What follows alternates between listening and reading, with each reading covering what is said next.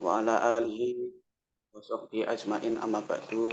Yang sama-sama kita hormati Ustadz Amr Ulum selaku pendiri Ulama Nusantara Center, dan yang sama-sama kita hormati pula pemateri Ustadz Nur Hidayat Muhammad dan Ustadz Ustadzah yang kami muliakan. Pertama-tama marilah kita panjatkan rasa syukur kita kehadirat Allah Subhanahu wa taala yang telah memberikan kepada kita semua berupa nikmat sehat sehingga kita dapat memasuki sesi ketiga, sesi terakhir kelas digital jelajah sanad keilmuan Islam. Pada malam hari ini akan kita bahas dengan tema praktik mempelajari sanad hadis. Kedua kalinya sholawat serta salam kita aturkan kepada junjungan kita Nabi Agung Muhammad SAW. Semoga kelak di yaumul qiyamah kita semua mendapatkan syafaatnya. Amin ya rabbal alamin. Tanpa panjang lebar, sesi terakhir, sesi ketiga malam hari ini akan disampaikan langsung oleh Ustadz Nur Hidayat Muhammad selaku pengurus Aswaja Center NU Jawa Tengah. Waktunya seperti biasanya ya Ustadz, maksimal 45 menit. Nanti jikalau kurang bisa dilanjutkan. Ya, bisa ditambah. Kami persilakan, monggo Ustadz. Assalamualaikum warahmatullahi wabarakatuh. Bismillahirrahmanirrahim. Alhamdulillahi rabbil alamin. Wabihi nasta'inu ala umurid dunya waddin. Wassalatu wassalamu ala asyrafil anbiya'i wal mursalin sayyidina wa maulana Muhammadin wa ala alihi wa sahbihi ajma'in. Rabbi syrah li sadri wa yassir li amri wahlul 'uqdatam min lisani yafqahu qawli. Amin amma ba'd. Para kiai, para asatidzah, para ustadzah, kawan-kawan semua yang dapat mengikuti kajian online dirasah sanad ini yang dimuliakan Allah Subhanahu wa taala. Alhamdulillahirabbil alamin. Puja dan puji syukur kita haturkan kepada Allah Subhanahu wa taala karena pada malam hari ini kita bisa kembali bermuajahah dalam kajian ilmu, kajian dirasah sanad. Semoga apa yang nanti kita pelajari ada manfaat, ada pengetahuan, menambah pengetahuan dan ilmu kita. Dan semoga bertambah pula keimanan, ketakwaan kita kepada Allah Subhanahu wa taala, dan melalui wasilah majelis ilmu ini kita diberikan keselamatan dunia dan akhirat kelak dikumpulkan bersama para aulia, para ulama, sholihin dan para syuhada. Amin Allahumma amin. Baik, tanpa memperpanjang waktu, para kiai, para asatidzah, ustadzah yang hadir di kajian online ini, sebagaimana yang kemarin sudah saya sampaikan bahwa meneliti hadis dengan ayat Al-Quran ini berbeda, karena ayat Al-Quran ini sifatnya atau statusnya ini mutawatir semua, baik secara huruf maupun secara kalimat, ini mutawatir semua, sehingga tidak perlu diperdebatkan lagi apakah ada ayat yang mutawatir, ayat yang ahad, yang sahih, yang hasan, yang dhaif, yang maudhu'. Tidak ada perdebatan mutawatir. Bahkan menambah sedikit atau mengurang sedikit satu huruf saja pasti akan ketahuan. Itu kalau Al-Quran. Nah, beda Quran, beda hadis. Kalau Al-Hadis ini memang perlu perincian. Kenapa kok perlu perincian? Ya karena memang pembukuan hadis ini lebih akhir daripada pembukuan Al-Quran. Kemarin juga sudah saya singgung, dulu masa-masa Rasulullah SAW ketika ayat masih turun, Rasulullah ini sempat melarang sahabat menulis hadis, menulis ucapan-ucapan beliau, walaupun pada akhirnya diizinkan.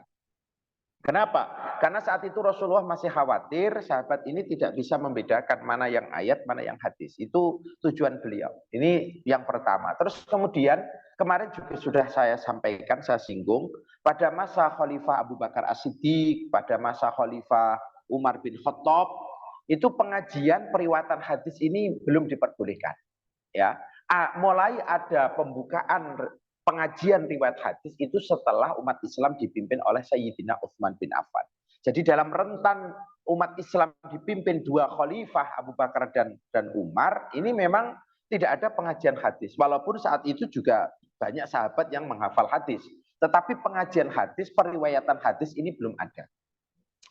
Nah, apalagi kalau kita mengikuti kisah awal tadwinul hadis, itu dimulai dari masa Khalifah Umar bin Abdul Aziz.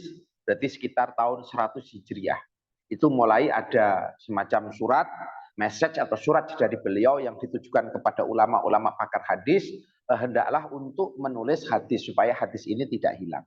Jadi karena memang pembukuan hadis dan pembukuan Al-Quran ini yang berbeda, dan juga hadis ini jumlahnya lebih banyak. Apalagi sahabat ini juga berpindah tempat, ada yang hijrah ke Mesir, ada yang ke Yaman, dan seterusnya, Irak dan seterusnya.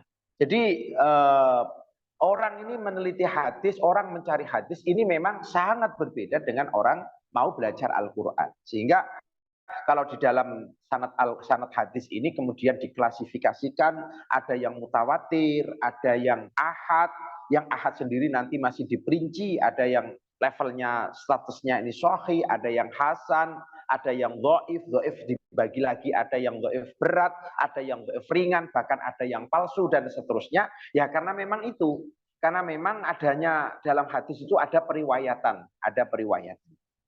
Ini sebagai mukaddimah menyinggung sedikit tentang perbedaan antara kajian sanad hadis dengan kajian ayat Al-Quran.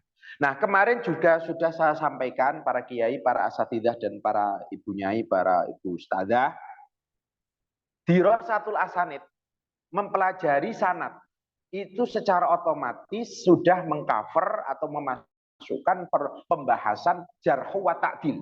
Jarhu itu mencela perawi, dan takdil itu maksudnya adalah menilai baik kepada perawi. Karena apa? Dalam ilmu hadis, suudzon ini diperbolehkan.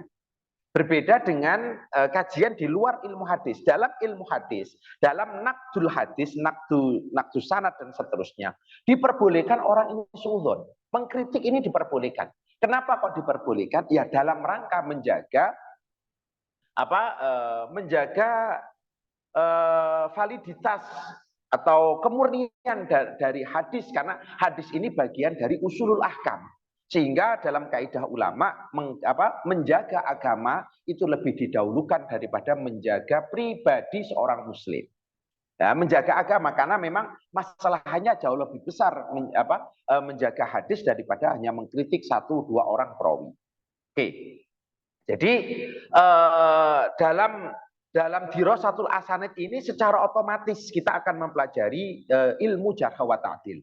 Nah, para kiai, para asatidzah, dalam dirasatul asanid sebenarnya yang kita pelajari adalah syarat atau mentahqiqan dari syarat-syarat hadis sahih. Hadis kan kemarin sudah saya singgung kan, hadis itu sebenarnya begini, hadis itu ada mutawatir, ada ahad. Yang mutawatir ini perawinya banyak. Setiap dalam tobakot atau periode sahabat banyak sahabat, tobakot tabiin banyak tabiin yang meriwayatkan. Maka ini makbul, nggak usah diteliti lagi. Ini syaratnya bagaimana? Wong sudah mutawatir kok. Kalau riwayatnya, hadisnya ini sudah mutawatir, sanadnya sudah mutawatir, oke, sudah terima saja, makbul. Nah, masalahnya ada hadis ini yang sifatnya ahad. Ahad ini tidak sampai level mutawatir. Nah, yang ahad ini, ahad itu apa? Ya hadis yang nggak sampai derajat atau level mutawatir. Mutawatir itu paling tidak 10 orang perawi dalam setiap periode atau setiap tobakot sahabat paling tidak yang meriwayatkan 10. Ini pendapat yang terpilih ya. Kemudian dalam tobakot tabiin paling tidak 10 orang, tobakot tabiin paling tidak 10 orang. Itu barulah hadis itu dinilai sebagai hadis yang mutawatir. Dan hadis ahad tidak mutawatir ini baru di yang apabila perawinya memang level atas, kemudian kalau level agak bawah bagus tapi agak bawah namanya hadis hasan, kalau tidak menetapi syarat yang bagus namanya hadis dhaif, lemah. Yang dhaif sendiri itu nanti masih dibagi, ada yang membagi dhaif ringan, ada yang dhaif berat, dhaif jiddan, bahkan ada juga yang membagi termasuk hadis dhaif adalah hadis palsu.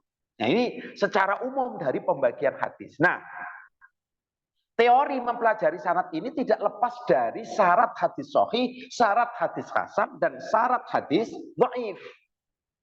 Nah, kemarin atau dalam makalah yang sudah saya tulis itu disebutkan syarat hadis sahih dan syarat hadis hasan secara umum itu sama. Secara umum itu sama. Satu, sanadnya mesti mutasil. Ya, mutasil itu artinya misalkan Imam Al-Bukhari, beliau meriwayatkan hadis dari gurunya sampai Rasulullah, itu namanya mutasil. Syarat hadis sahih dan hadis hasan itu sama-sama mutasil, tidak ada bedanya.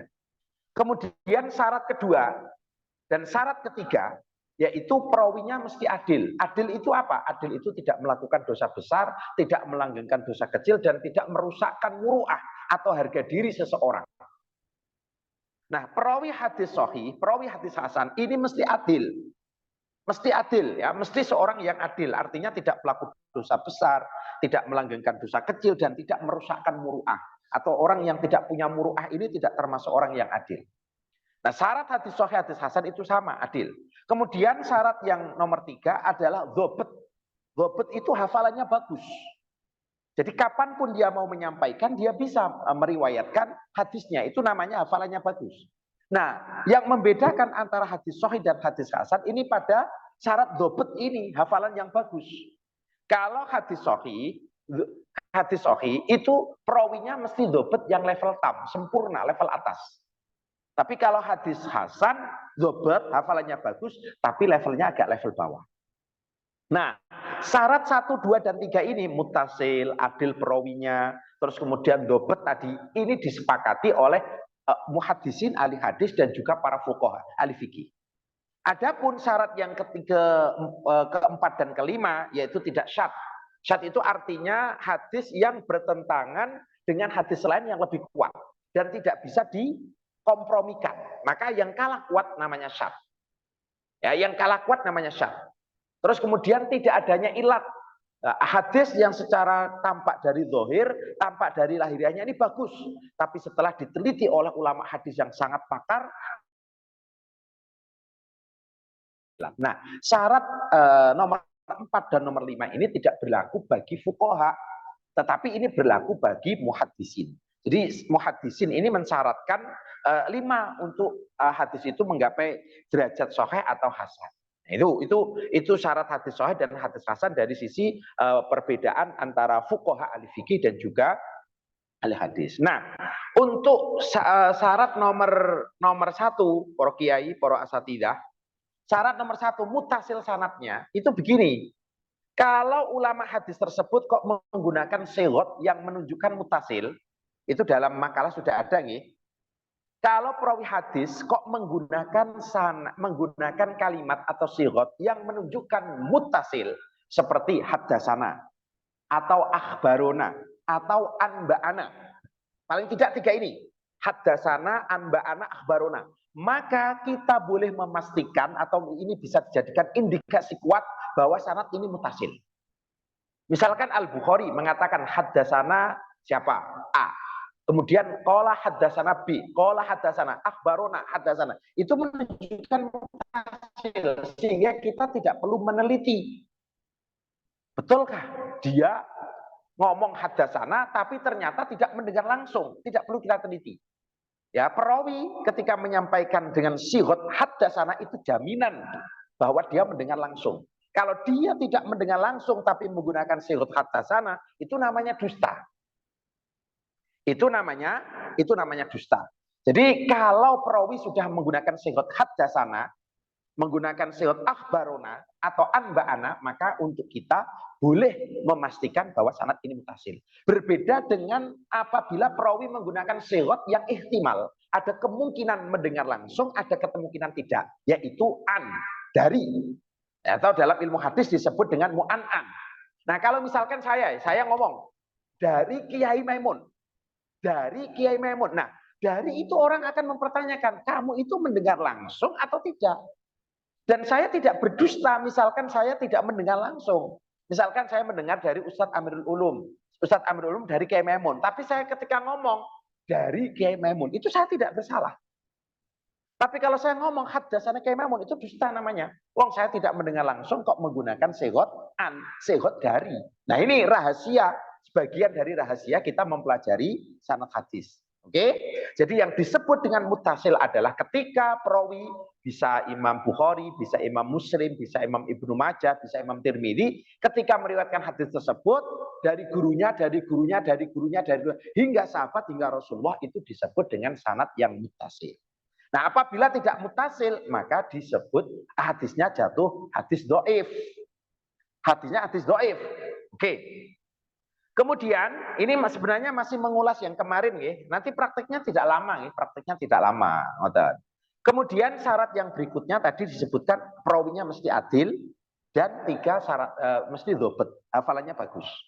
Oke. Nah, ulama hadis atau ulama jarh wa ta'dil itu ketika menilai perawi itu tidak kok dinilai perawi ini adil dan dobet, perawi ini tidak adil dan dobet, tidak. Ulama hadis tidak seperti itu modelnya, tetapi mereka membuat kalimat-kalimat tertentu. Kalimat-kalimat tertentu atau lafaz-lafaz tertentu. Lafaz-lafaz tertentu itu disebut dengan alfadzuj jarhi, lafaz-lafaz celaan, lafaz-lafaz kritikan. Ya, alfadzul jarhi. Kemudian lafaz-lafaz yang menunjukkan adil perawi disebut dengan alfadzut ta'dil. Lafaz-lafaz yang untuk menunjukkan bahwa perawi ini adil. Oke, jadi dibuat 2. Yang menetapi syarat adil dan dobet dibuatlah alfadzut ta'dil. Yang tidak menetapi adil dan dobet dibuatlah alfadzul jarhi. Nah, setelah dibuat kalimat-kalimat itu yang banyak, mereka membuat marotib. Membuat urutan-urutan atau tingkatan. Tingkatan-tingkatan itu jumlahnya ada 6. Ya, di makalah saya sudah saya sampaikan, jumlahnya ada 6. Jenengan bisa lihat itu, marotibut ta'dil. Ya, marotibut ta'dil atas paling atas ya, itu marotibut jarhi. Marotibut ta'dil, ya. Itu marot ya, oke. Marotibut terus atas lagi. Marotibut ta'dil. Nah, itu terus. Oke, marotibut ta'dil. Terus atasnya lagi. Itu hukum, marotibnya dulu. Itu ada 6 kan? Oke. Lah itu marotibut ta'dil. Itu artinya lafaz-lafaz yang diciptakan oleh nuqatul hadis, kritikus hadis, untuk perawi yang menggapai level adil. Paling tidak cacat lah. Ya, ada thiqah, hujjah, sabtun, makmun, hafidun, mutkinun, dobitun, laba sabihi, soduk, dan seterusnya. Banyak sekali diciptakan oleh mereka. Nah, kemudian ulama-ulama jarh wa ta'dil menyusun 6 marotib. Paling tidak ini satu versi ulama, karena ulama ini punya beberapa metode ya dalam masalah ini. Tapi yang paling populer, paling viral, paling familiar ya ini marotibut ta'dil disusun menjadi 6 tingkatan. Oke. Setelah tahu susunan ini yang menciptakan ulama, bukan siapa-siapa ulama, kritikus hadis. Setelah disusun 6 martabah, 6 tingkatan, 6 susunan, kemudian yang bawahnya lagi, jenengan bisa tarik ke bawah, hukum marotibut ta'dil. Nah, hukum marotibut ta'dil. Nah, setelah tahu marotibnya, nah gini, nanti kita mesti tahu apabila perawi itu kok masuk martabat 1, 2, dan 3. Itu kan amal marotib as-salas al-ula, ya kan? Martabah 1, 2, dan 3 itu martabah hadis sahih. Jadi nanti kalau jenengan meliti hadis kok perawinya setelah diteliti masuk martabah nomor 1, nomor 2, atau nomor 3, dipastikan hadis itu sahih. Kalau perawi yang kita teliti ternyata masuk martabah nomor 2 dan nomor 4 dan nomor 5, amal martabah ar-rabi awal khomisah, maka saya ikut pendapat yang umum saja, karena ini sulit masalah ini. Saya ikut satu pendapat ulama yang mengatakan hadisnya hasan. Jadi kalau perawi itu kok masuk kategori martabat nomor atau tingkatan nomor 4 dan nomor 5, maka hadisnya adalah hasan. Hadis hasan. Ini menunjukkan dobetnya kurang tam, hafalannya kurang bagus. Apabila perawi yang kita nilai ternyata masuk martabah nomor 6, Nomor 6, maka hadisnya dhaif ringan yang mendekati hasan. Dhaif ringan yang mendekati hasan. Maknanya dhaif ringan yang mendekati hasan apabila ada penguat. Apabila ada penguat hadis itu namanya mutabi atau syahid, maka hadisnya naik menjadi hasan. Namanya hasan li ghairihi. Nah, caranya begitu. Jadi saya simpulkan, kalau kita meneliti perawi, wah kita sudah nanti prakteknya akan terlihat. Misalkan perawi-perawinya sudah kita nilai. Ini siqoh, ini hujah, ini sudah dapat nilai untuk perawi-perawi itu, kita akan lihat. Penilaian ulama hadis itu masuk martabat nomor berapa. Kemudian kalau misalkan para kiai, kawan-kawan ini bertanya, dari mana Ustadz kita mengetahui penilaian itu, penilaian perawi itu? Dari Kutubur Rijal atau kitab Tobaqot. Kutubur Rijal misalkan kitab Takribut Tahdzib atau Tahdzibut Tahdzib. Di sana itu sudah dijelaskan mayoritas lah paling tidak. Mayoritas dari perawi-perawi hadis itu sudah ada nilainya semua. Komentar-komentar ulama itu sudah ada semua. Misalkan Al-A'raj, bagaimana komentar ulama. Misalkan Abdurrahman bin Syafa, itu komentar ulama bagaimana. Itu sudah ada nilainya semua. Penilaian sudah ada. Jadi penilaian itu dari para kritikus hadis. Nah, dari penilaian itu kita akan bisa melihat nanti sesuai dengan martabatnya. Oh, ini masuk nomor 1 atau nomor 2 atau nomor 3. Oh, berarti hadisnya sahih. Ini hadisnya ini martabat nomor 1, nomor 2 semua. Tapi ada satu yang martabat nomor 2, nomor 4. Oh, berarti hadisnya hasan. Karena tidak semua ini perawinya sahih. Nah, begitu. Kalau misalkan semua perawinya ini perawi hadis sahih, tapi ada satu yang masuk martabat nomor 6. Berarti hadisnya dhaif ringan, tapi yang mendekati hasan. Caranya itu seperti itu. Ini kalau kita mau meneliti sahih, hasan atau dhaif ringan yang mendekati hasan. Nah, adapun yang alfadzu jarhi, bawahnya lagi, Mas Ustadz sini bawahnya lagi. Nah, maratibul jarh. Nah, maratibul jarh itu maksudnya adalah perawi-perawi yang tidak dapat penilaian sebagai perawi yang adil dan dhabt. Jadi al-jarhu itu celaan. Nah, ulama sudah menciptakan kalimat-kalimat celaan, kalimat-kalimat kritikan kepada perawi. Contoh misalkan fihi maqalun, fulanun layyinul hadis, fihi dhafun, laisa bil qawi, laisa bi hujjah, fulanun la yuktabu hadisu. Itu penilaian semua. Namanya al-fadhu jarhi. Dan ulama juga telah menyusun maratib urutan-urutannya menjadi 6. Itu bisa jenengan lihat. 1, 2, 3, 4, 5, 6. Nah, itu begitu. 5, 6. Sama seperti maratibut ta'dil. Oke. Nah, hukumnya ada 2 saja. Untuk martabat nomor 1 dan nomor 2 itu hadisnya hadis dhaif ringan. Ya, dhaif ringan. Tidak sampai dhaif jiddan. Dhaif ringan, ya dhaif ringan tapi yang agak dhaif lah, tidak seperti yang tadi. Dhaifnya dhaif ringan atau lemah tapi ringan. Artinya kalau lemah ringan itu masih bisa diamalkan dalam fadilah amal, targhib wa targhib dan lain-lain. Bahkan kalau ada penguat, ada hadis yang menguatkan, yang semakna, itu dia bisa naik menjadi hadis hasan. Ini perawi martabat nomor 1 dan nomor 2. Adapun martabat nomor 3, 4, 5, dan 6 dipastikan perawi yang masuk martabat nomor 3, 4, 5, dan 6 adalah perawi hadis dhaif jiddan. Dhaif berat. Apalagi yang nomor 6. Wah, itu mendekati palsu itu. Ya, mendekati palsu. Jadi caranya seperti itu. Ya, caranya seperti itu. Dari al-fadhul jarhi kemudian diletakkan ya, melihat dari susunan ulama masuk martabat nomor berapa, terus kemudian nanti ada hukumnya. Untuk martabat nomor 1, martabat nomor 2 ini dhaifnya dhaif ringan. Bisa diiktibar itu dhaifnya dhaif ringan. Artinya bisa dibuat dalil dalam fadilah amal dan lain-lain. Dan apabila ada penguat dia bisa naik menjadi hadis hasan. Ya, bisa menjadi hadis hasan. Adapun untuk perawi martabat nomor 3, 4, 5, dan 6 dipastikan perawi hadis dhaif jiddan. Misalkan ya, ada hadis Tirmidzi. Semua perawinya ini oke-oke semua. Wah, siqah, sikoh, hujah semua. Tapi ada satu perawi yang ternyata dapat nilai atau dapat komentar dari ulama masuk kategori kadzab. Kadzab itu kalau dalam martabat masuk martabat nomor 5. Kadzab atau wadha, pemalsu atau dajjal itu martabat nomor 5.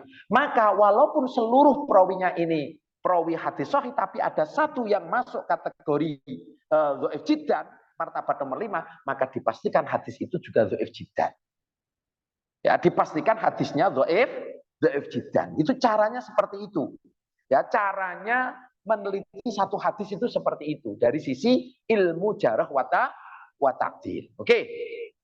Kemudian praktik, praktiknya nih, coba praktike. Nah, praktik, tarik ke bawah.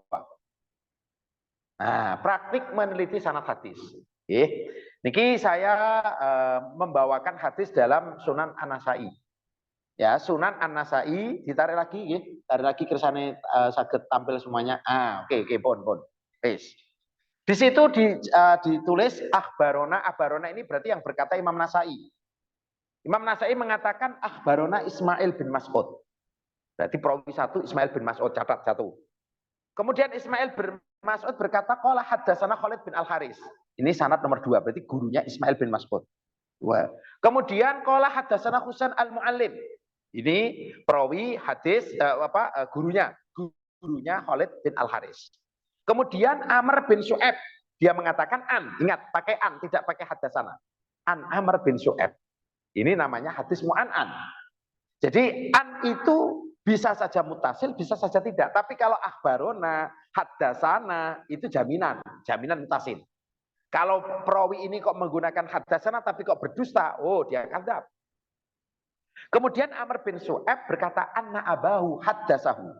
Berarti bapaknya Amr yaitu Syu'aib. Terus kemudian an Abdillah bin Amr. Ini sahabat Abdullah bin Amr. Qala lamma fataha Rasulullah dan seterusnya.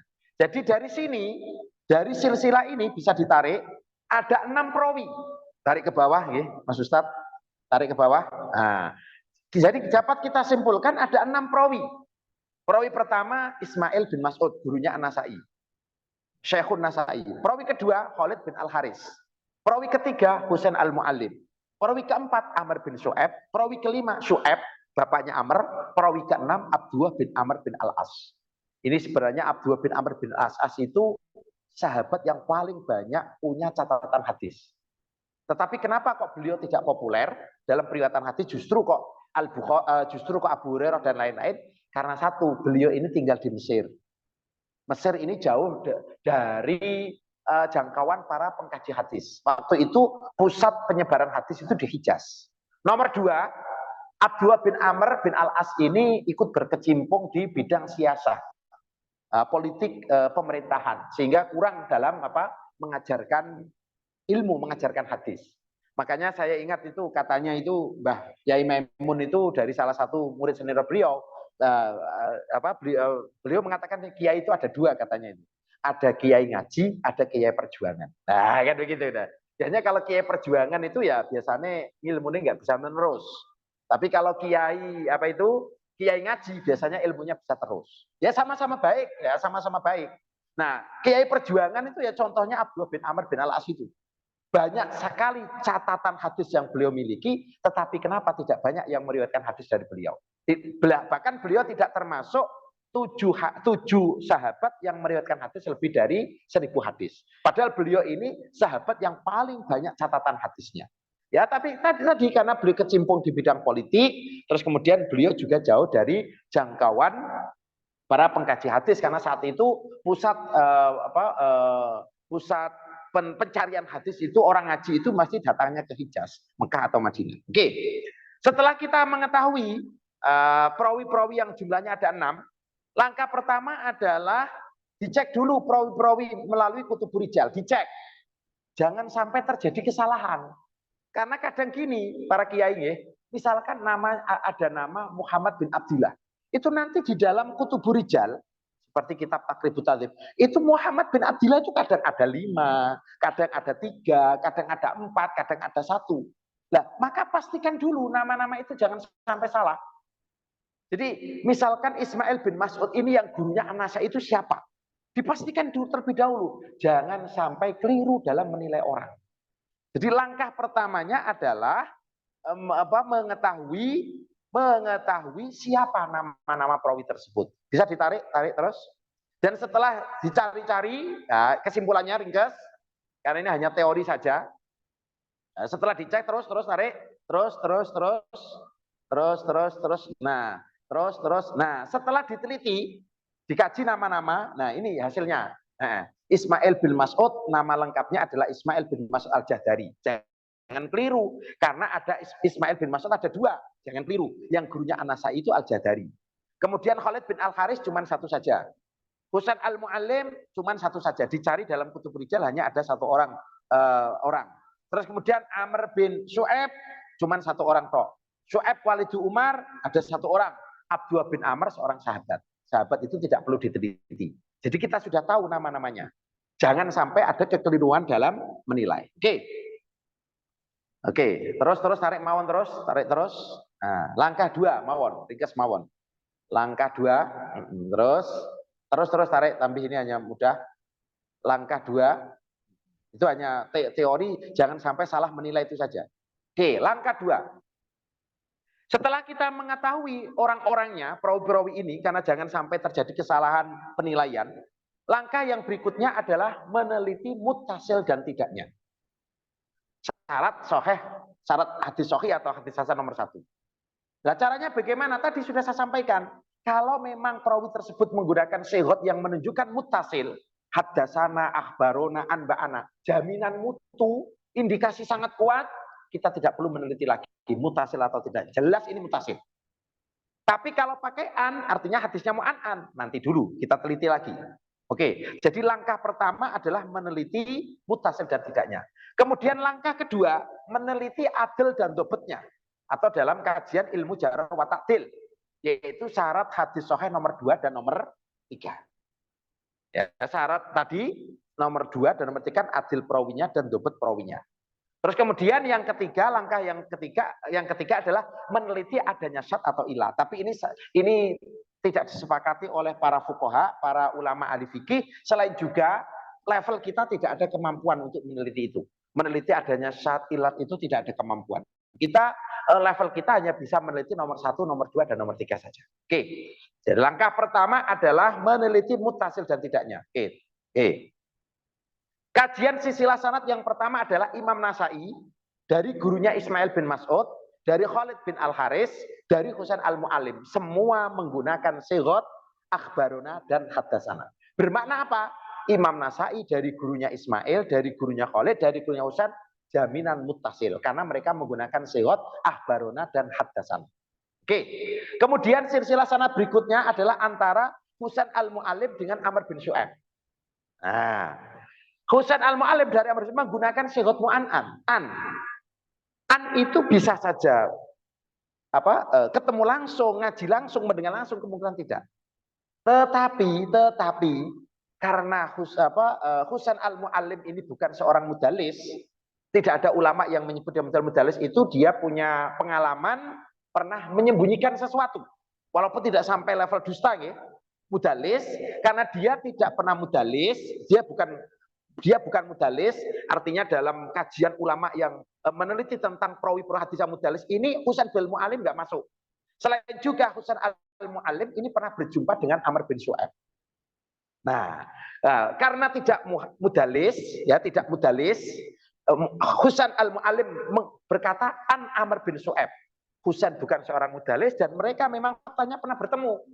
Setelah dikaji mereka pernah bertemu. Maka antara Husain Al-Mu'allim dengan Amr bin Syu'aib dianggap juga muttasil. Walaupun pakai sighah an. Karena mereka pernah bertemu dan Husain sendiri bukan seorang mudalis. Jadi secara kajian sanad dianggap muttasil walaupun pakai an. Jadi an itu bisa saja muttasil, bisa saja tidak. Oke. Tarik lagi. Terus kemudian Amr bin Syu'aib dengan Syu'aib bin Muhammad bin Amr bin As. Nah, tarik lagi. Nah, ini. Kemudian sanad yang berikutnya antara Amr bin Syu'aib dan Syu'aib bapaknya. Ya, adapun Amr bin Shu'aib dengan sorry menjelaskan bahwa bapaknya yaitu Shu'aib menceritakan hadis secara langsung. Berarti ini mutasil. Jadi Amr bin Shu'aib dari bapaknya menggunakan segot haddasahu. Berarti mutasil. Oke. Kemudian yang berikutnya, Shu'aib bin Muhammad bin Amr bin Al-As dari kakeknya ini Abdullah bin Amr bin Al-As. Nah, Shu'aib bin Muhammad bin Amr bin As meriwayatkan dari kakeknya, yaitu Abdullah bin Amr, menggunakan sigot an-anah, menggunakan an. Tadi dalam sanad Nasai kan an. Tetapi, walaupun menggunakan an, tetap disebut mutasil. Alasannya, Shu'aib ini bukan seorang mudalis, atau mudalis tapi mudalis ringan. Ya, mudalis ringan. Dan mereka pernah bertemu. Ini kan antara kakek dan cucu. Jadi pernah bertemu. Shu'aib bin Muhammad sendiri itu mudalis, tapi mudalis ringan, tidak level parah. Maka secara kajian sanad ini dianggap sebagai sanad yang mutasil. Ini pertama. Ya, sudah kita dari sisi ini, dari sisi mutasil dan tidaknya hadis Nasai kita hukumi mutasil. Oke, langkah yang berikutnya meneliti adil dan dapat dan tidaknya. Oke, terus tarik terus. Jadi secara kajian sanad ini sudah mutasil. Sekarang langkah berikutnya adalah meneliti adil dan dobet dan tidaknya. Oke. Ismail bin Mas'ud. Tarik ke bawah. Terus ini saya mengambil dari kitab Taqrib Tahdhib. Terlalu maju. Satu-satu. Nomor 1. Nah, Ismail bin Mas'ud dalam kitab Taqrib Tahdhib disebut thiqah. Itu dalam kurung itu yang saya garis bawah itu sikotun. Oh, berarti dia penilainya ini sikoh. Oke. Bawahnya Khalid bin Al-Haris dinilai oleh Imam Ibnu Hajar sikotun sabtun. Ya, itu martabat nomor 2. Kalau yang atas tadi martabat nomor 1. Ya kan? Berarti dalam maratibut ta'dil, alfadut ta'dil, maratibut ta'dil ini Khalid bin Al-Haris masuk martabat nomor 2. Nomor 2 nggih. Kalau Ismail masuk martabat nomor 3. Kemudian nomor 3, Husain al-Mu'allim, sikotun, rubbama wahima. Sikot, walaupun terkadang salah paham, tapi tetap sikot. Berarti martabat nomor 3. Bisa dilihat martabatnya tadi, yang sudah saya sampaikan di atas tadi. Kemudian 4, Amr bin Shu'aib ternyata dinilai soduk. Ini kita ringkas nih. Kalau mau yang lebih panjang ya kitab Tahdhibut Tahdhib. Soduk itu martabat nomor 4. Nomor 4 itu berarti hadisnya hadis hasan. Martabat nomor 4. Bisa dilihat martabat yang 6 tadi, yang martabat ta'dil itu. Kemudian nomor 5 Shu'aib bin Muhammad, bapaknya Amr, soduk juga. Berarti ini perawi hadis hasan.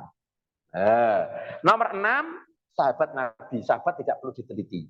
Nah, dari kesimpulan ini kita bisa melihat bahwa ya kan, Ismail bin Mas'ud sikoh. Berarti martabat nomor berapa tadi? 3. Khalid bin Al-Haris sikoh sabtun, martabat nomor 2. Husain al-Mu'allim sikotun, berarti martabat nomor 3. Amr bin Shu'aib soduk, berarti martabat nomor 4. Terus Shu'aib bin Muhammad martabat nomor 4 juga. Oke. Abdullah bin Amr bin As tidak usah dinilai karena beliau seorang sahabat. Nah, dari sini kita bisa menilai hadis ini tidak level sahih, level tinggi. Karena ada perawi yang soduk. Ya, karena soduk itu martabat perawi hadis hasan, bukan perawi hadis sahih. Ini caranya ulama untuk menyampaikan bahwa ini sanadnya sahih atau sanadnya hasan. Jadi walaupun ada yang sikotun sabtun keren, tapi ada yang soduk. Kalau soduk berarti hadis hasan. Ya, dari sini kita sudah bisa menilai hadisnya hadis hasan, bukan hadis sahih. Oke, perikota yang berikutnya, terus tarik terus. Penyelidikan syad dan ilat dalam hadis. Ya ini kalau kita meneliti perkataan ulama, meneliti syad dan ilat ini, masya Allah, hanya ulama-ulama yang pakar saja. Bahkan selevel Imam Suyuti masih dipertanyakan. Beliau ini punya kemampuan tidak meneliti ilat dan syad. Itu levelnya harus seperti Imam Ibnu Ma'in, Imam Ahmad, Imam Al-Bukhari, Imam Tirmidzi. Levelnya mesti seperti itu. Tidak setiap pakar hadis ini punya kemampuan menilai syad dan ilat dalam satu hadis. Ya, tapi ini sekali lagi ini masih diperdebatkan para ulama karena fuqaha, ahli fikih dan usuliyin ini tidak setuju syad dan ketiadaan syad dan ketiadaan ilat ini menjadi syarat kesahihan hadis. Oke, kemudian kesimpulan hadis Kesimpulan hadis. Nah, ini kesimpulannya. Secara ringkas, sanad hadis di atas bagaimana berikut. Perawi hadis di atas terbilang sikoh, yang adil dan debat. Walaupun sebagian ada yang soduk, artinya sanad di atas menetapi syarat hadis debat, walaupun ada yang tidak tam sempurna. Berarti hadis hasan. Sanad hadis di atas juga mutasil dan mu'an dianggap mutasil karena karena menetapi syarat. Secara zahir tidak ditemukan sanad ilat. Dari kesimpulannya hadis di atas adalah hasan peringkat atas. Hadis hasan. Disebut hasan peringkat atas sebab dua perawi yang dinilai sodok di atas ternyata dinilai sikoh dan dibuat hujah oleh ulama-ulama besar ahli hadis. Karena itu sebagian ulama menilai hadis di atas adalah sahih bukan hasan. Caranya seperti itu. Oke, caranya seperti itu. Oke, saya kira ini sudah cukup ya. Untuk yang lain bisa dibaca sendiri. Tapi penting itu hanya untuk nanti dibaca sendiri. Tapi paling tidak kita punya gambaran. Oh, caranya ngono ta. Oh, ngoten nggih. Tapi kalau mau belajar secara khusus ya harus belajar sendiri atau paling tidak datang ke ulama-ulama atau kiai yang memang membidangi di bidang ini. Tapi ini saya hanya menyampaikan caranya seperti itu. Tapi ingat nggih, hadis itu walaupun kita nilai kadang dhaif, tapi kadang-kadang ada penguat. Ya, ada penguat. Penguat itu ada dua sebenarnya, ada secara eksternal, ada secara internal. Penguat secara internal itu maksudnya adalah hadis yang dikuatkan hadis lain. Yang semula dhaif ringan, dia bisa naik menjadi hasan. Oke. Ada penguatan dari sisi eksternal. Dikuatkan ayat Al-Qur'an, dikuatkan ijma, dikuatkan kaidah fikih, itu menjadi naik derajatnya. Dan ini yang tidak banyak dipahami oleh kawan-kawan kita dari salaful wahabi. Mereka itu letterlek sekali dalam masalah ini. Jadi penguat, mukawiyat, ini bisa saja sesama hadis, bisa saja kaidah, bisa saja ayat, bisa saja ijma, dan lain-lain. Contohnya begini, hadis kullu qardin jaronaf'an fawariban. Itu kan dhaif itu, sepakat ulama. Hanya Imam Al-Ghazali dan Imam Haramain saja yang mengatakan hadisnya kuat itu. Seluruh ulama hadis mengatakan kullu qardin jaronaf'an fawariban. Setiap menghutangi yang menarik manfaat, bunga, itu riba. Tapi kenapa hadis ini kok bisa dijadikan dalil halal haram dalam masalah bunga bank? Nah, karena ulama mengatakan karena hadis ini walaupun lemah dikuatkan oleh ijma ulama, ijma sahabat yang mengharamkan praktek bunga. Jadi walaupun hadisnya secara kajian ilmu hadis ini lemah, tapi karena dikuatkan oleh ijma maka dia masuk naik menjadi makbul. Jadi kita perlu tahu masalah ini. Cukup ya? Gimawon cukup, monggo kalau ada yang mau dipertanyakan. Masalah hadis ini agak panjang sebenarnya, tapi kalau sampaikan secara ringkas, monggo kalau ada yang mau ditanyakan yang berkait dengan seputar ilmu hadis ini. Monggo. Baik, terima kasih kepada Ustadz Nur Hidayat Muhammad telah memaparkan materinya mengenai praktek mempelajari sanad hadis. Bagi ustadz-ustadzah yang ingin bertanya, silakan ditulis melalui room chat atau bisa open mic. Baik, kami akan membacakan terlebih dahulu, ya Ustadz. Ini sudah ada pertanyaan yang masuk dari Ustadz Ahmad. Nah, ada dua pertanyaan. Apakah ada hadis yang diriwayatkan oleh ulama Indonesia dan apa itu hadis dobit? Seperti itu. Oh, entah.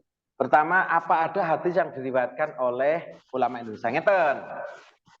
Ilmu hadis itu, bukan ilmu hadis ya, tadwinul hadis, pembukaan hadis itu sudah selesai.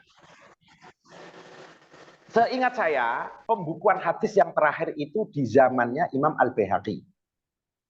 Artinya Imam Al-Baihaqi ini masih punya sanad. Sanad itu terus beliau sampai kepada Rasulullah. Setelah itu sudah tidak ada lagi. Sudah tidak ada hadis yang dibukukan lagi. Artinya pada masa Imam Al-Baihaqi ini sudah selesai.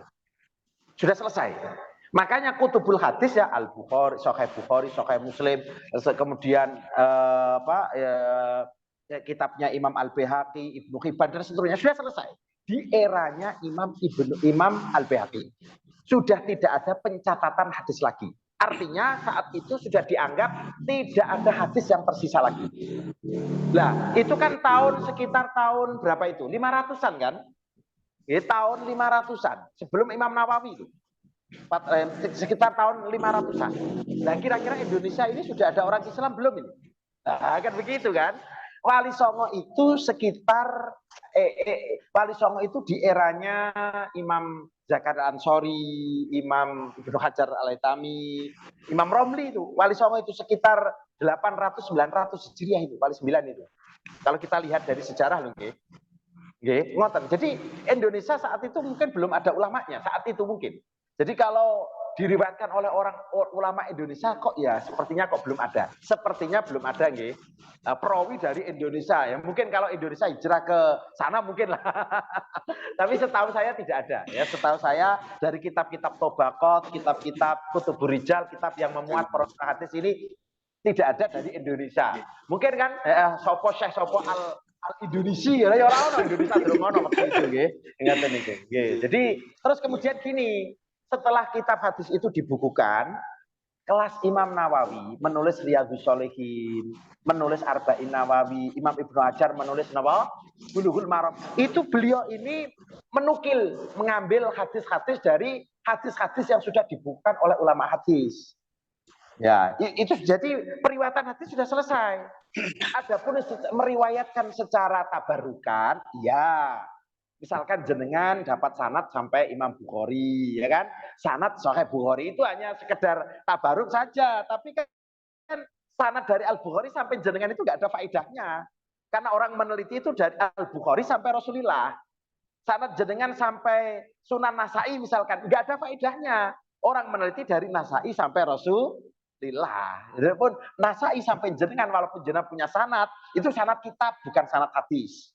Nah, kan begitu. Itu sanad kitab bukan sanad hadis. Terus tadi ada pertanyaan hadis dobet. Nggak ada nggih. Dobet itu bukan nama hadis. Dobet itu nilai untuk perawi yang menetapi syarat perawi hadis sahih atau perawi hadis hasan. Cuman kalau dia perawi hadis sahih, dobetnya level tam, sempurna. Kalau perawi hadis hasan itu dobetnya agak kurang sempurna. Tetapi tadi ulama ketika memberi penilaian ini perawi hadis sahih atau hadis hasan itu tidak menggunakan ini adil, ini dobet, tidak, tapi diciptakan kalimat-kalimat tertentu untuk menunjukkan oh ini perawi hadis sahih, ini perawi hadis hasan, ini perawi dhaif ringan, ini perawi dhaif jiddan, dhaif berat. Itu sudah dibuat oleh ulama. Oke, ngoten mawon, sikap. Baik, terima kasih kepada Ustadz Ahmad dari Blora. Baik, ini lanjut ke pertanyaan selanjutnya dari Ustadz M. Amsar Rudi. Kenapa di dalam kitab-kitab kuning yang sering dikaji di pesantren terdapat hadis maudhu? Sebut saja kitab Durratun Nasihin dan beberapa kitab karangan Syekh Nawawi Banten. Apakah karena ketidaktahuan mu'alifnya atau ada alasan yang lain, Ustadz? Jadi begini, pertama bisa saja mu'alifnya itu tidak tahu kalau hadis itu maudhu. Bisa saja. Atau menurut mu'alifnya itu sebenarnya ada khilaf. Ada khilaf. Jadi tahu ada yang mengatakan maudhu, ada yang mengatakan tidak. Begitu. Jadi kita tidak bisa mengklaim oh ini Imam Nawawi nggak tahu hadis ini, nggak bisa begitu. Kecuali kalau seluruh ulama sudah sepakat hadis itu maudhu. Berarti memang ketidaktahuan. Jadi bisa saja begitu. Dan kemarin sudah saya sampaikan nggih, ngeten. Manhaj ulama mutaqaddimin itu mereka itu kadang-kadang tahu hadisnya ini palsu. Tetapi mereka tidak menjelaskan kepalsuannya. Mereka cukup menyampaikan sanadnya. Karena apa? Ketika mereka sudah menyampaikan sanadnya, itu mereka sudah lepas diri. Tanggung jawab sudah lepas. Karena punya kaidah apa? Mereka punya kaidah man asnada faqad ahala. Siapa yang menyampaikan sanad, maka dia sudah istilahnya menyerahkan penilaian kepada siapapun yang menilai, bukan kepada saya. Maksudnya begitu. Nah, berbeda dengan manhaj ulama mutakhirin. Kalau ulama mutakhirin, kalau itu palsu, meriwayatkan hadis palsu itu haram. Meriwayatkan saja loh, apalagi mengamalkan. Meriwayatkan hadis palsu itu haram kecuali dengan menjelaskan kepalsuannya.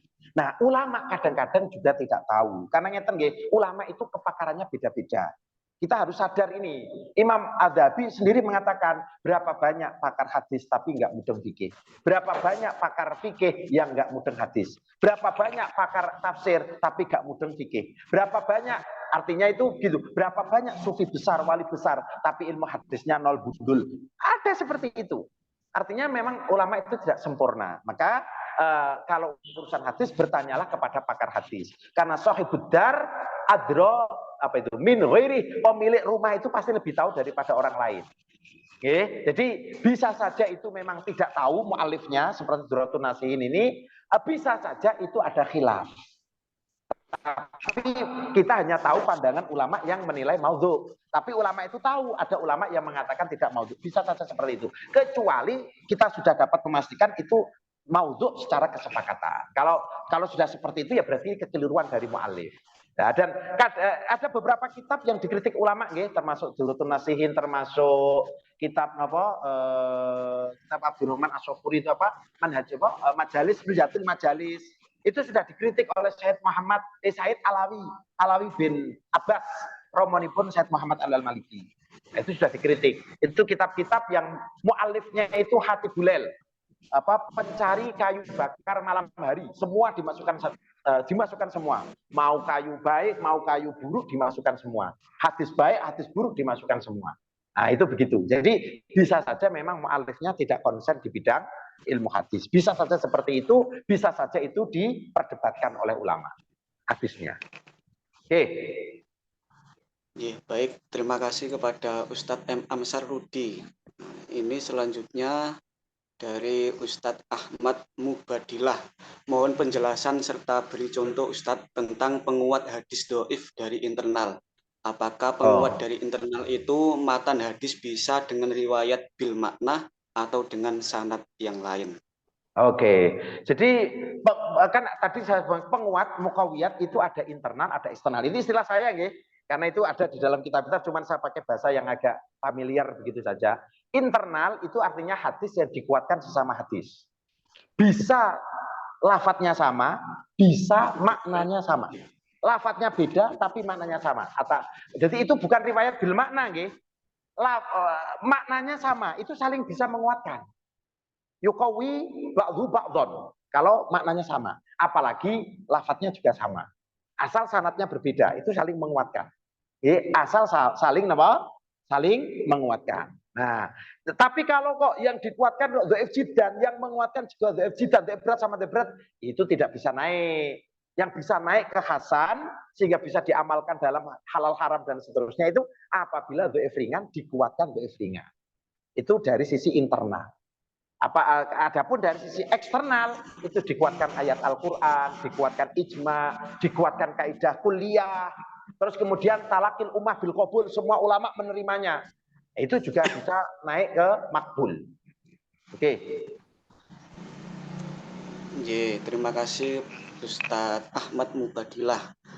Ini selanjutnya dari ini pakai nama HP ini Oppo A5s ini. Nah, pertanyaannya, apakah ada manuskrip kitab hadis pada era sahabat yang dijadikan rujukan oleh ulama-ulama penulis hadis setelahnya?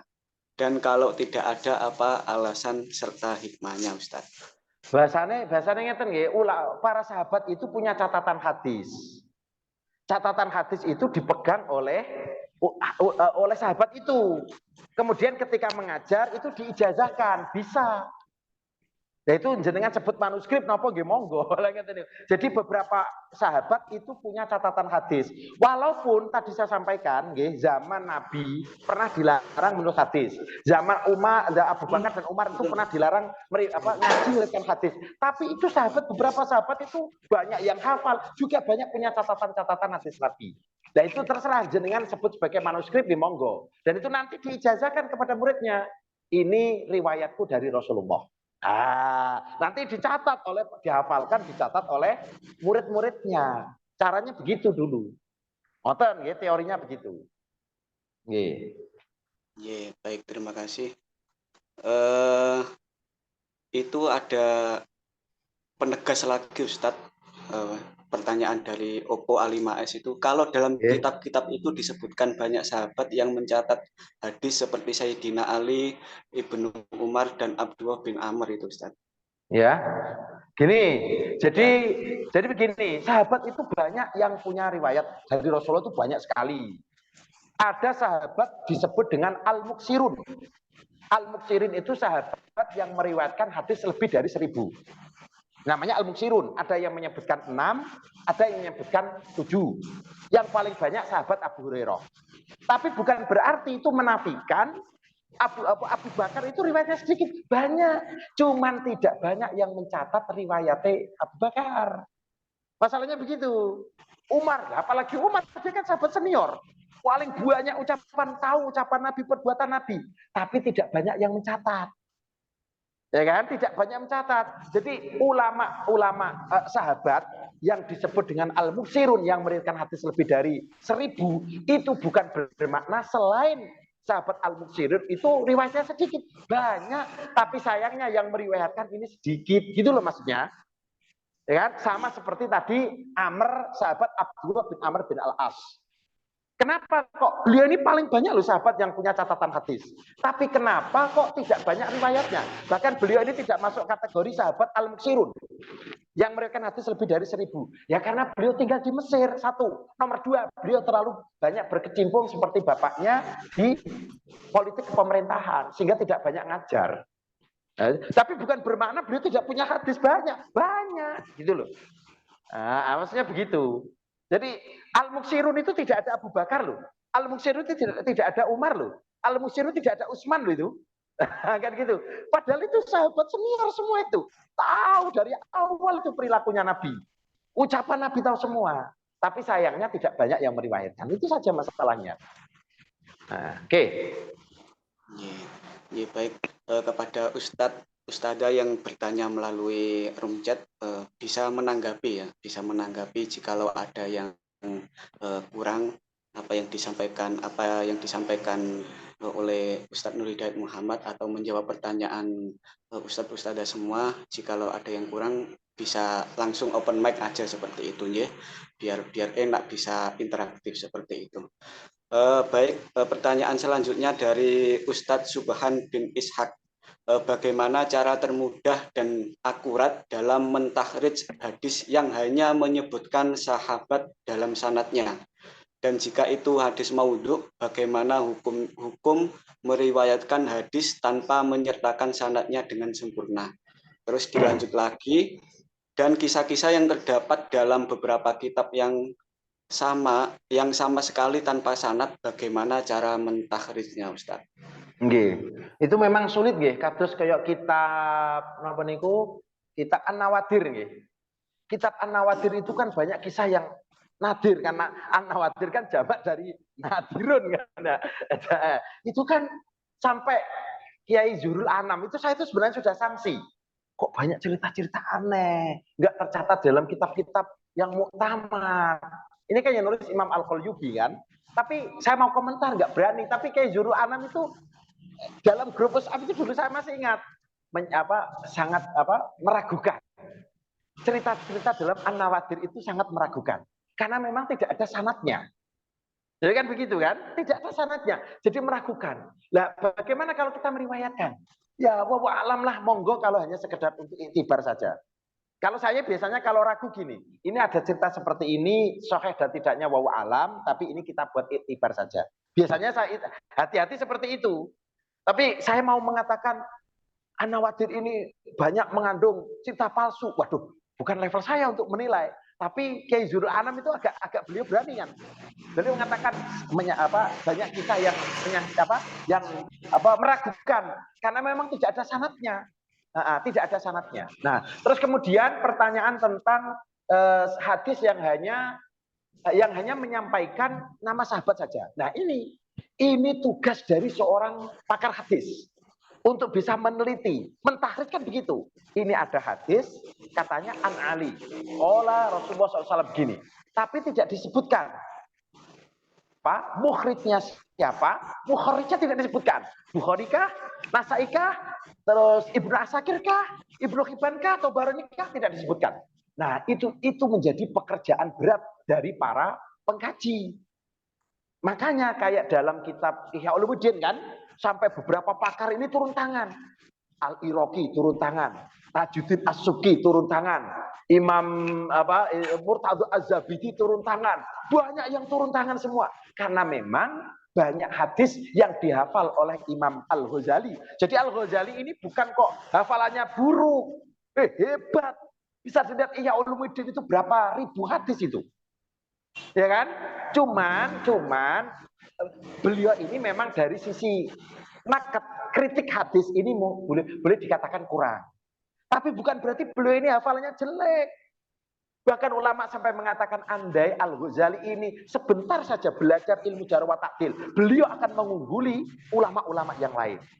Tapi sayangnya beliau ini memang lebih banyak takhusus di bidang fikih, usul, falsafah, ilmu kalam dan lain-lain. Beliau memang agak sedikit menghindarlah dari ilmu kritik hadis. Ya, jadi ini menjadi tugas. Caranya apa? Ya dengan membuka Membuka kitab-kitab hadis. Nah, nanti kalau tidak menemukan ya baru bilang la asalalahu, la a'rifu, aku tidak tahu begitu. Jangan langsung diklaim maudhu, palsu. Oh, bukan level kamu. Nah, begitu. Jadi ya paling paling benar ya la a'rifuhu. Itu saja sudah cukup. Aku tidak mengetahuinya. Dan itu menurut saya jujur. Jujurlah muhakik yang seperti itu jujur, yang mentahrir seperti itu. Dan Imam siapa itu? Imam Al-Hafidz Al-Iraqi dalam Ihya kan kadang begitu, la a'rifuhu. Kadang sebut begitu. Ya kan? Tetapi bukan berarti begini. Kadang Imam Al-Iraqi mengatakan la asalallahu la arifu, tapi ulama lain nanti akan mengetahuinya. Kadang juga begitu. Tidak ada orang yang hafalannya sempurna. Makanya gini, ulama-ulama kita mengatakan begini, kalau ada orang mengklaim menghafal seluruh hadis, semua hadis dihafal semuanya, dia fasik. Tapi kalau ada orang mengatakan ada hadis yang tidak tercatat dalam kitab hadis, dia juga sesat. Semua hadis Nabi yang pernah diriwayatkan, semua sudah tercatat di dalam kitab hadis. Cuman kadang-kadang ada yang tidak paham. Contoh nggih, saya beri satu contoh nggih. Ada satu halaqah ulama-ulama hadis. Nggih, enek Imam Al-A'raj Al-A'mas dulu, pakar-pakar besar, kumpul. Terus ada seorang wanita bertanya, "Syekh, bagaimana hukumnya wanita yang haid ini memandikan mayit?" Ini ulama hadis ini bengong, tidak ada yang mampu jawab ini. Padahal pakar hadis besar semua ini. Terus ada yang bertanya, dah kamu bertanya kepada itu Abu Hanifah itu datang. Satu riwayat mengatakan anak muridnya Abu Hanifah. Tapi yang saya ingat murid Abu Hanifah. Tanya sama Abu Hanifah. Terus dijawab sama Abu Hanifah. Oh, jawabnya seperti ini. Nah, ulama hadis tanya, Syekh, kenapa antum berani menjawab seperti itu? Loh, saya menjawab ini kan melalui hadis yang saya riwayatkan dari Anda. Apa hadisnya? Begini. Ya Allah, saya sampai terlupa. Loh, ya kan? Kadang-kadang begitu. Makanya ini untuk mentahrir hadis ini perlu kepakaran tinggi. Jadi bisa saja selevel Imam Al-Iraqi ini keliru. Bisa saja, ya kan? Nah, tadi kelas Al-A'mas, Al-A'raj ini kan pakar hadis besar semua itu. Ditanya hukum nggak bisa jawab. Dijawab malah sama Imam Abu Hanifah. Abu Hanifah dapat hadisnya dari ulama-ulama hadis itu tadi. Nah, ini menunjukkan bahwa kadang-kadang ulama A, ulama B tidak tahu, tapi ternyata ulama lain mengetahui. Nah, gitulah. Jadi memang sulit untuk mentahrid itu. Dia mesti banyak hafalannya, banyak pembacaannya, gitu. Tapi untuk level kita ya paling ya la a'rifuhu, gitu saja. Oke, terus kemudian apa lagi pertanyaan tadi? Tidak menjelaskan kepalsuannya itu haram, ya? Haram. Bahkan kita kalau jenengan baca dalam kitabnya Al-Fatawi Hadisiyahnya Imam Ibnu Hajar Al-Asqalani Al-Haytami, beliau itu menjelaskan begini tentang bagaimana hukumnya seorang khatib meriwayatkan satu hadis yang dia tidak menjelaskan sanadnya, derajatnya, artinya awur-awuran. Apakah boleh meriwayatkan itu? Katanya, seingat saya, khatib seperti itu perlu ditakzir. Karena dia sembarangan sekali meriwayatkan hadis. Oke, Mas Mawon. Terima kasih Ustadz Nur Hidayat Muhammad. Ini selanjutnya dari Ustadz Ahmad Mubadilah. Seperti itu. Untuk hadis qudsi, apakah sama perlakuannya dengan hadis yang bukan hadis qudsi, Ustadz? Apakah hadis qudsi harus ada sanadnya juga? Sama. Kan hadis qudsi itu kan ngeten, secara makna dari Allah, tapi lafaz yang membuat itu kan Rasulullah. Itu hadis qudsi itu tidak ada kitabnya khusus. Kita hadis qudsi ya ada dalam Sahih Bukhari, ada dalam Sahih Muslim, ada dalam Sunan Nasa'i dan lain-lain. Cuman ulama mutaakhirin itu ngumpul ke hadis-hadis qudsi dalam Bukhari, hadis-hadis qudsi dalam Nasa'i begitu. Jadi hadis qudsi itu secara sanad sama, ada yang sahih, ada yang hasan, ada yang lemah, sama. Dalam sisi penelitian itu sama seperti hadis nabawi yang lain. Tidak ada bedanya. Nggih. Monggo. Nggih. Terima kasih kepada Ustadz Ahmad Mubadilah. Selanjutnya dari Ustadz Suwi Dadi Utomo. Nah, ini saya kira madeh sekaligus mengajukan pertanyaan ya Ustadz. Penjelasan Ustadz Nur Masya Allah sangat luas sekali ya.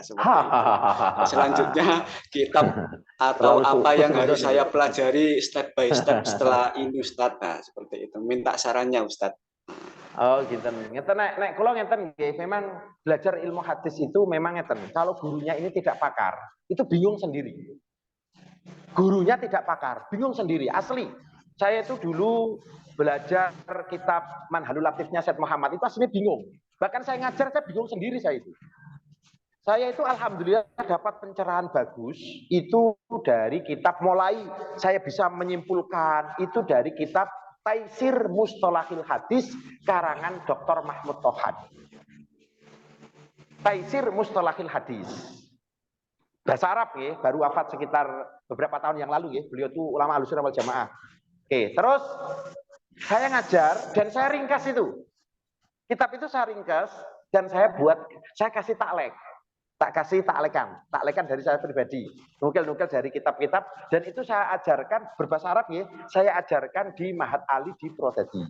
Karena saya kebetulan juga ngajar hadis juga. Selain ngajar firqah Islam, akidah Ahlussunnah wal Jamaah, saya juga mengajar mustalah hadis.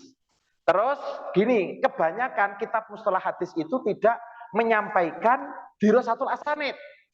Kebanyakan begitu, mau Manhal Latif, mau Taisir Mustalahil begitu. Maka dalam kitab saya dalam bab yang terakhir saya sampaikan bab khusus dirasatul asanid, praktek meneliti sanad hadis. Dari mana saya mengambil? Dari kitabnya Dr. Mahmud Tohan yang bernama Usulut Takhrij wa Dirasatul Asanid.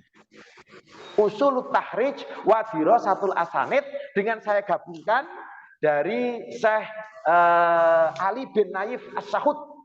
Itu saya gabung jadi satu menjadi kitab Usulut Hadis. Nanti kalau ada yang minat, insya Allah saya share ya, PDF kitab kula. Nanti kalau ada yang minat.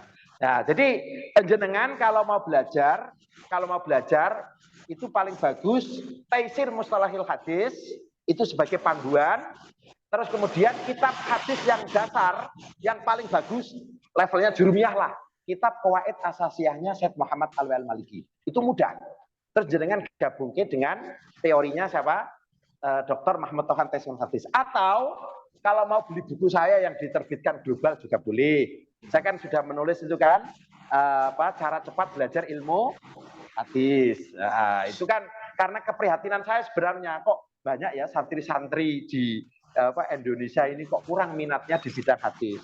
Bahkan buku saya itu yang diterbitkan terbit Jakarta itu ya, bukan di Jogja ya, diterbitkan Jakarta itu Salafi Gagal Paham Hadis itu alhamdulillah dapat juga beberapa komentar dari kawan-kawan kita. Ada mahasiswa dari Jombang ya, santri dari Jombang. Dulu komentar gini, Ustadz, saya itu dulu sebelum membaca buku Ustadz, saya itu penilaian hadisnya mirip dengan Wahabi. Tapi setelah saya membaca buku Ustadz, ini pemikiran saya kok berubah. Nah, kan gitu. Karena memang ya begitulah saya paham bahwa Salafi itu lebih banyak letterlock.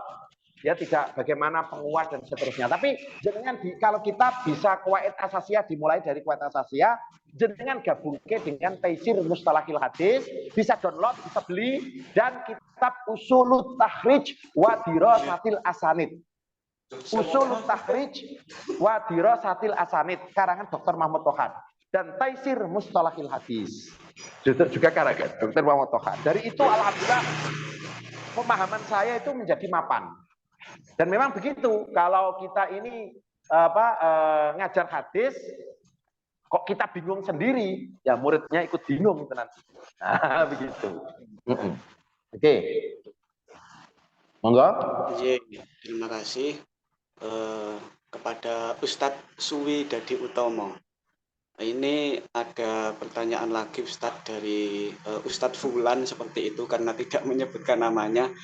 Bagaimana cara untuk ya bagaimana cara untuk menepis tanggapan dari para orientalis yang melemahkan kevalidan hadis sebab tidak ditemukannya hadis atau manuskrip hadis pada era sahabat Ustadz. Nah.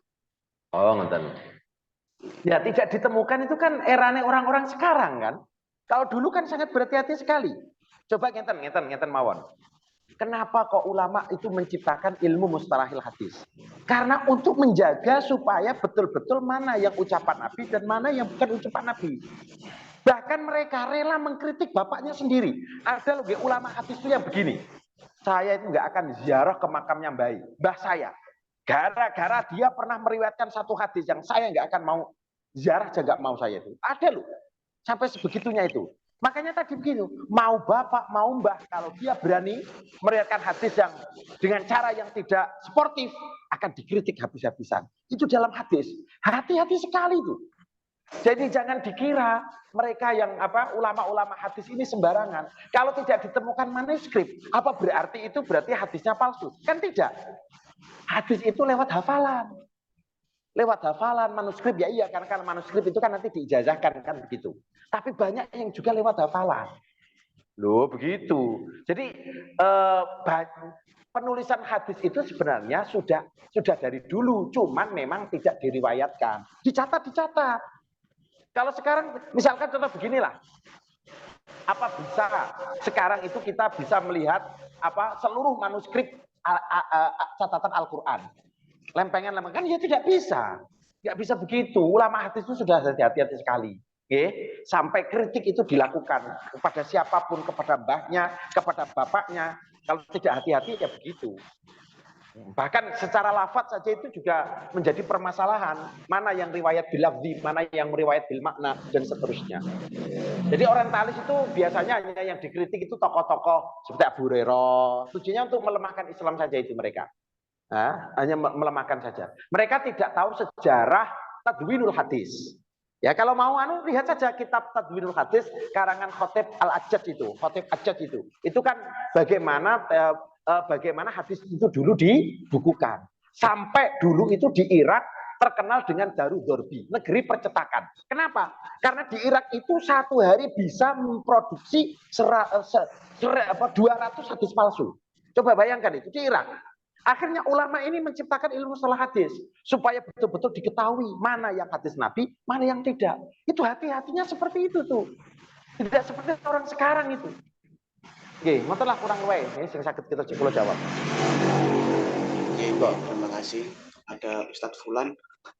Ini dari Ustadz Ahmad Mubadilah. Lafaz-lafaz jarh wa ta'dil itu pencetusnya siapa Ustadz? Nah, seperti hadasana dan lain-lain. Pencetusnya itu ulama jarh wa ta'dil nuqatul hadis seperti Imam Ibnu Ma'in, Imam Ahmad, Imam Abdul bin Al-Mubarak, ulama-ulama salaf semua. Ulama-ulama salaf semua. Nah, Imam Ibnu Abi Hatim, ya, terus Imam Nasai, biasa itu gitu. Mereka ulama-ulama salaf semua itu. Yeah. Oke, baik. Ini mungkin terakhir ya Ustadz. Ada pernyataan dari Ustadz Sigit S. Di buku terjemah dari kitab Imam Al-Ghazali terdapat catatan penjelasan atas hadis-hadis dalam kitab beliau dengan riwayat Sahih Imam Bukhari, Imam Muslim, ada juga hadis yang tidak diberi keterangan. Terus kemudian selanjutnya Syekh Muhammad Al-Ghazali, seorang ulama Al-Azhar, penulis buku Fikih Sirah, buku tersebut dikritik kualitas hadisnya. Syekh Al-Ghazali merespon bahwa hadis yang beliau tampilkan dalam Fikih Sirah menurut beliau tidak ada yang bertentangan dengan Al-Quran. Bagaimana tanggapannya Ustadz? Oh, kalau mboten ngerti nggih, niku tidak bertentangan dengan Al-Qur'an itu bukan berarti hadisnya sahih, tidak. Tapi karena hadis itu kan kalau sahih katakan sahih, kalau dhaif katakan dhaif, bukan kalau hanya tidak bertentangan itu tidak bisa terus kita klaim itu sebagai ucapan Nabi. Karena haram menisbahkan ucapan yang bukan ucapan Nabi kepada Nabi. Jadi saya tidak tahu jawaban itu memang seperti itu kalau hanya tapi kan hadisnya tidak bertentangan dengan Quran hadis ya nggak bisa begitu, itu bukan jawaban ilmiah. Menurut saya loh, tapi saya nggak tahu apa betul jawabannya beliau begitu. Tapi kalau jawabannya seperti itu, ya itu bukan jawaban ilmiah. Harusnya dijawab siapa muharrijnya, terus bagaimana kualitas hadisnya. Mestinya jawabannya seperti itu. Dan biasa kritik mengkritik dalam ilmu hadis itu biasa. Bahkan selevel siapa? Selevel Imam Ibnu Jauzi. Imam Ibnu Jauzi itu kan paling kritis dengan Imam Al-Ghazali. Ya kan? Imam Al-Ghazali itu dibabat habis sama Imam Ibnu Jauzi. Tapi Ibnu Jauzi juga berapa banyak kritikan kepada beliau. Kitab Al-Mawdu'at memuat hadis-hadis palsu. Lo hadis Muslim lo dilebokno, dimasukno dalam Al-Mawdu'at. Lo bagaimana ini beliau ini? Bahkan dalam kitab karangan beliau, kitab-kitab tasawuf yang beliau karang, itu juga ada hadis palsu. Level Imam Ibnu Jauzi aja punya, ya itu wajar lah, namanya ada kesalahan itu biasa, dan saling kritik itu juga biasa. Ngoten niku. Saling kritik, level Imam Ibnu Jauzi aja yang mengkritik Al-Ghazali, wah hadisnya beliau aja dikritik ulama lain malahan. Begitu. Baik, terima kasih pada Ustadz Sigit, kepada para Ustadz dan Ustadzah. Insya Allah kami mengirimkan rekamannya, kami sediakan atau kami kirim H+1 atau H+2 ya, seperti itu. Nanti kami kirim ke grup seperti itu.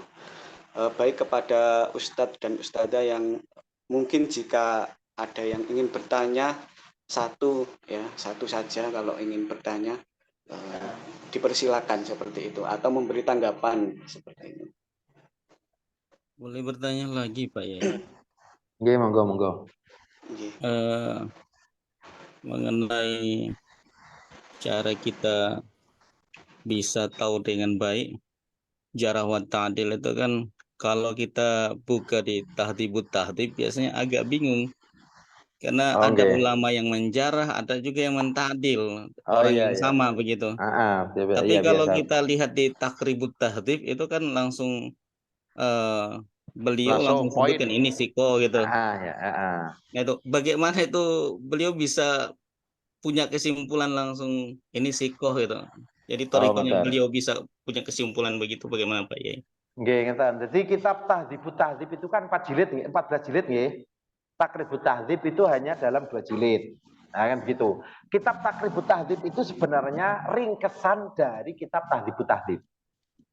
Nah, kalau Tahdhibut Tahdhib itu lebih luas karena diperlihatkan dia meriwayatkan dari siapa saja, terus yang meriwayatkan dari dia siapa semua, terus semua penilaian itu disampaikan semua. Nah, dalam ringkasan otomatis Imam Ibnu Hajar ini mesti mengambil pendapat yang menurut beliau ini paling kuat. Karena kalau begini, kalau terjadi ta'arud penilaian, beliau akan dalam kaidah ilmu hadis itu jangan mengambil penilaian mutasyaddidun.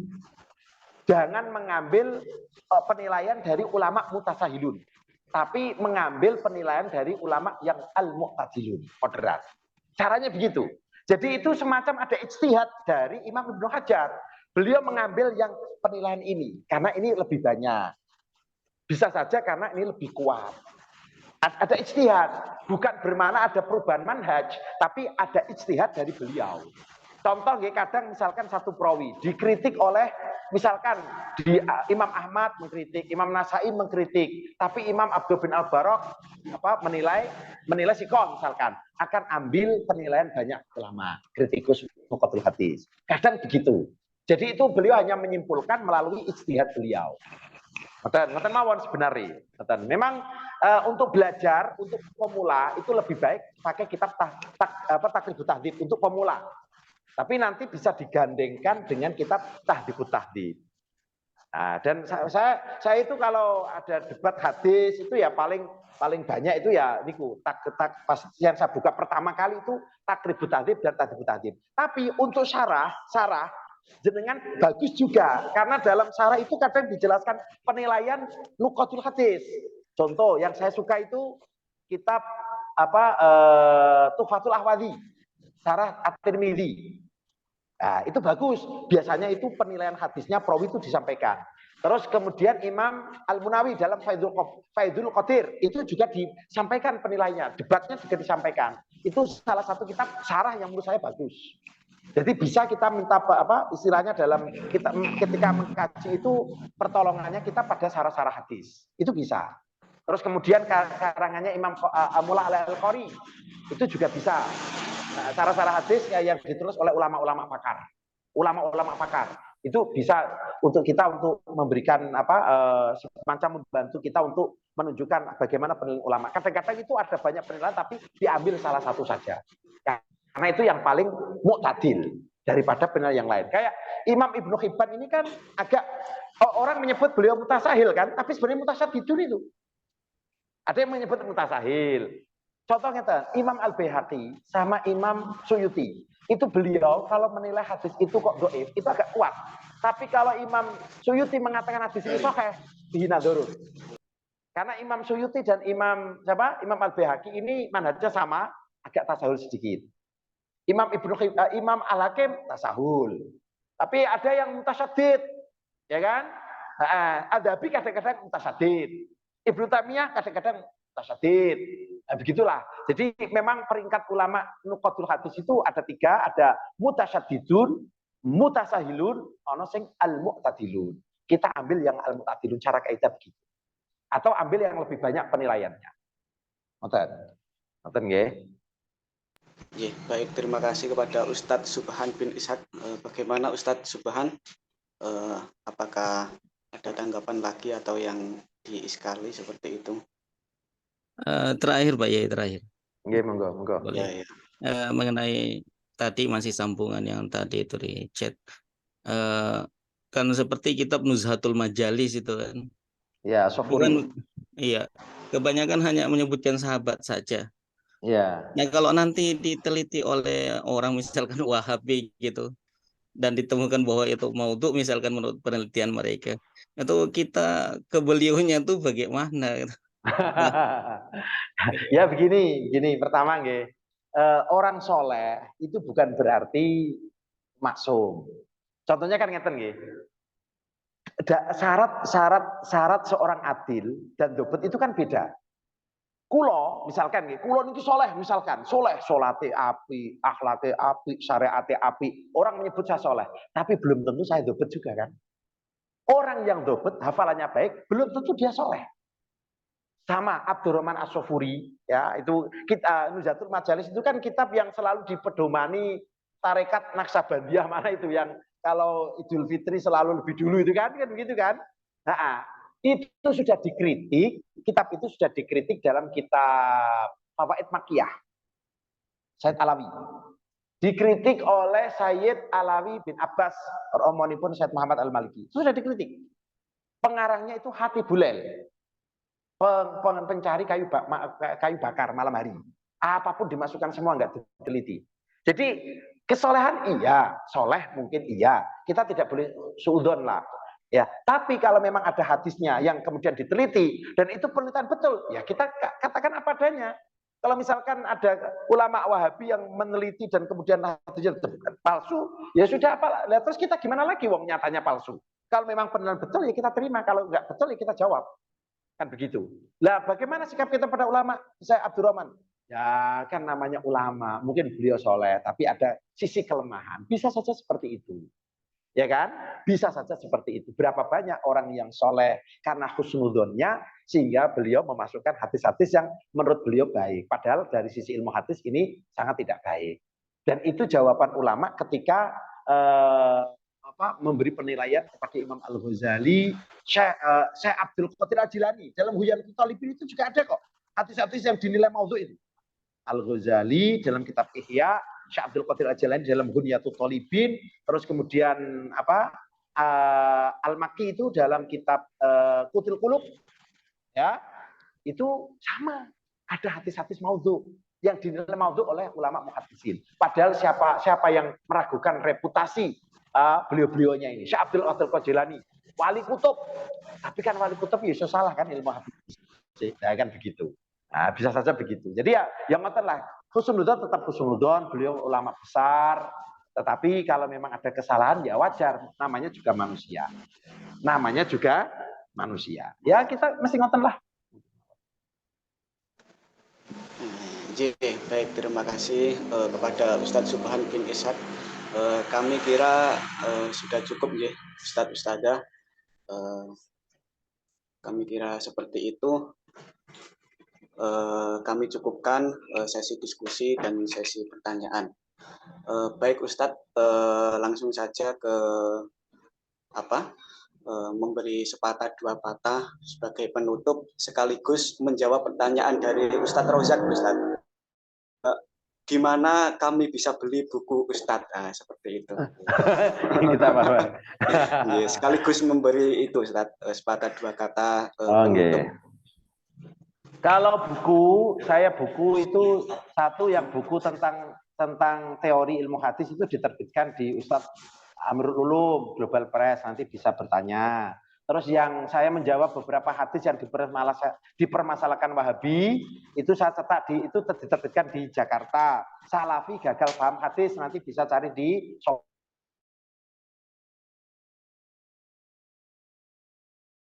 tempat saya belajar. Itu kitabnya agak tebal, tapi kalau misalkan mau PDF-nya, nanti inbox saja.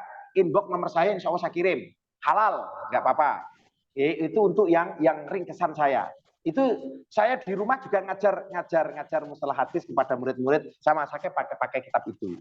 Pakai kitab itu. Niku mawon, kalau mau ada yang minat, silahkan. Tapi kalau misalkan mau belajar dari awal, pulau anjurke pakai kitab Poet Asasiyah saja dulu. Itu kitabnya mudah sekali. Terus maka digandeng kali kitab napa Taisir Mustalahil Hadis. Insya Allah mudah.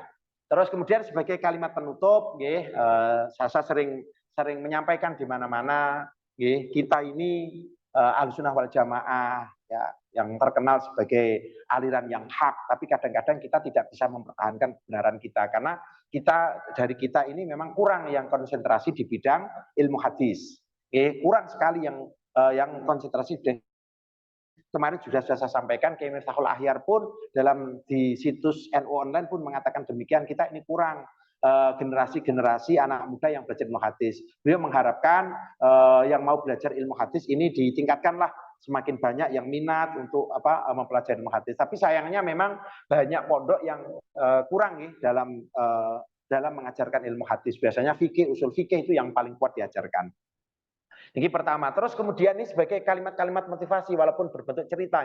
Saya ada kawan dari Malaysia, saya kan dari Malaysia. Dia ada di grup-grup WhatsApp di Indonesia. Dia mengatakan begini, orang Indonesia ini kalau ditanya tentang fikih, Masya Allah cepatnya kalau jawab. Ibarat ini muncul, ibarat ini muncul. Tapi kalau ditanya tentang hadis, kok rata-rata diem ya? Rata-rata diem, tiba-tiba seperti nggak bisa jawab.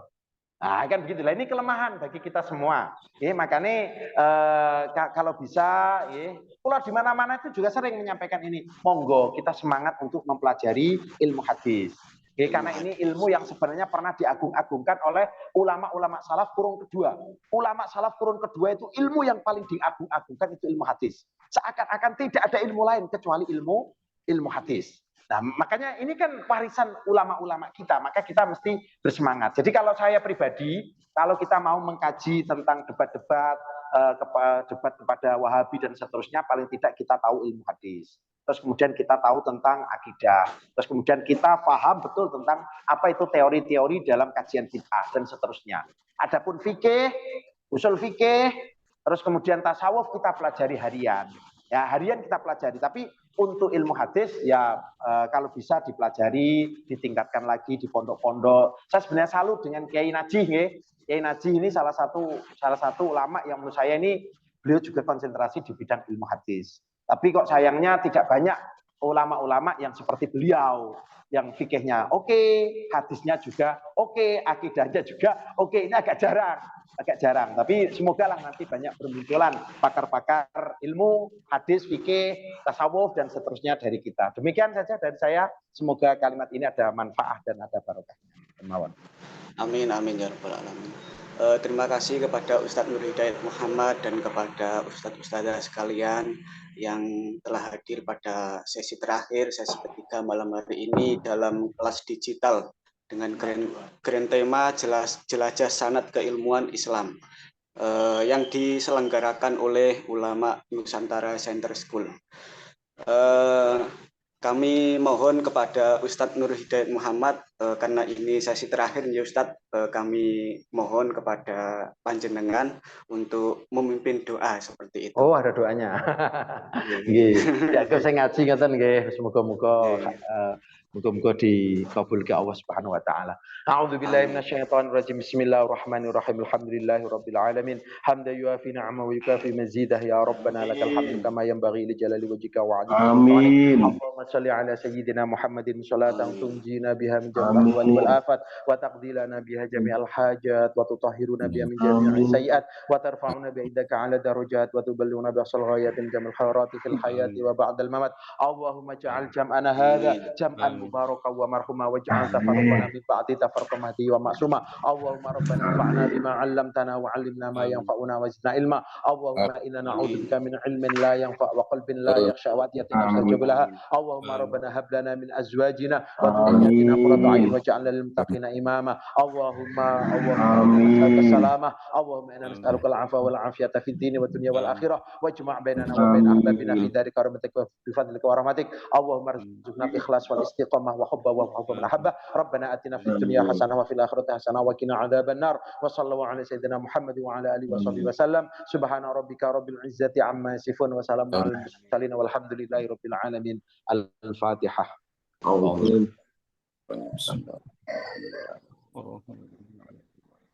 Iyyaka na'budu wa iyyaka nasta'in. Shiratal mustaqim, shiratal ladzina an'amta 'alaihim. Baik, terima kasih kepada Ustadz Nur Hidayat Muhammad dan Ustadz Ustadzah semuanya. Baik, kami di sini selaku moderator selama 3 hari dalam menuntun acara kelas digital yang diselenggarakan oleh Ulama Nusantara Center. Apabila ada kelancangan dalam omongan atau tingkah laku yang kurang sopan, saya selaku moderator mohon maaf yang sebesar-besarnya. Sekian dari kami, semoga ada manfaatnya. Amin, amin, amin. 3 sesi yang kita pelajari selama 3 hari berlangsung. Sekian dari kami, mohon maaf yang sebesar-besarnya. Wabillahi taufik wal hidayah wa ridha wal inayah wal afu minkum. Wassalamualaikum warahmatullahi wabarakatuh. Waalaikumsalam warahmatullahi wabarakatuh. Saya keluar dulu. Assalamualaikum warahmatullahi wabarakatuh. Waalaikumsalam Wabarakatuh. Ayai. Sami-sami.